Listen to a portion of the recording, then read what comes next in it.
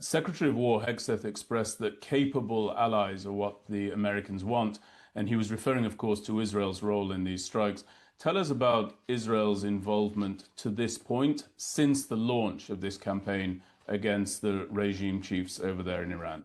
So I think, we're definitely looking at history here, Benjamin, both from a strategic and a military operational perspective. This is the first war that Israel has actually fought together with an allied military since, I guess, 1956, since the Suez Canal, when there was a joint Israeli-British-French operation. Since then, the IDF has fought all of its wars on its own. This is the first full-fledged ally that's taking part in a war. And I think that speaks to the level of trust here between the various operators in the air, on the ground, the intelligence. It's unprecedented, and that's what Israeli defense officials are saying, that this is unprecedented. Now, look, in terms of the trigger for Israel, for its attack is the buildup of Iran's missile program. What they were talking about, the defense officials, is that back in June, the Iranian arsenal was about 3,000 missiles. At the end of the June war, Operation Rising Lion, it came back down to about 1,500. And then the Iranians accelerated their missile program because it's the only real component of their three-stage strategy of destroying the state of Israel. They had the missiles, they had the nuclear program, and the proxies. And just a quick recap, the proxy strategy largely collapsed because Israel, one by one, dismantled most of the capabilities, Hamas in Gaza, Hezbollah in Lebanon, and then the Assad regime collapsed, a very important land bridge for supplying Hezbollah. And then they went after the head of the snake in Tehran during the operation. And the only thing that worked out of these three pillars of the strategy to destroy Israel is the missiles.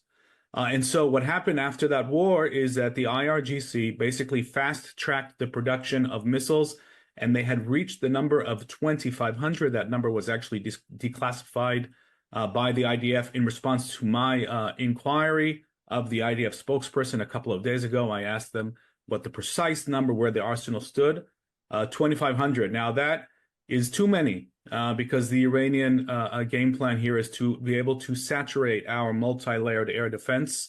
We know what these missiles can do. Israel has the best air defense system in the world, but if they had reached their goal, which was to build 8,000 missiles by the year 2027, next year, that would be too much for any air defense system.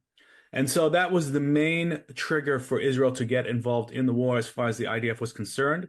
And of course, what we saw is from the very beginning, what we saw is the efforts directed at two main, I would call it, nodes. One is the leadership, really just phenomenal strikes.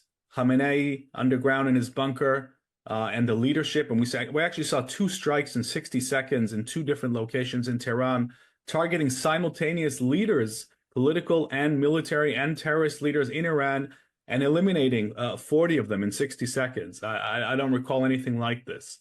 And then a series of strikes to establish air. I wouldn't call it superiority at that stage. It was more like dominance because it was a gradual repression of the Iranian air defense, the surface-to-air missile capabilities. And then once that became basically air superiority for the Israeli Air Force, we saw the big hunt underway for the missile launchers. And as of yesterday, about 200 of these missile launchers have been destroyed. That's about 50% of the Iranian ballistic missile firing capability, and hundreds of missiles themselves. But the priority is taking out the launchers that are loaded with the missiles. That's the top priority right now for the Israeli Air Force. And we're seeing, just constant streams of jet formations heading east, landing, refueling, working with the United States, being refueled by the United States, as well as by Israeli refuelers. Really, history is being made here. The Pentagon talked about striking over 1,000 targets. We see a clear division of labor here. Israel is going after largely missile-related targets, the missile program, the leadership, and the United States is going after the IRGC, command and control, naval threats. It's a vast operation, and it's unprecedented. And I think we're going to be learning about it for years to come.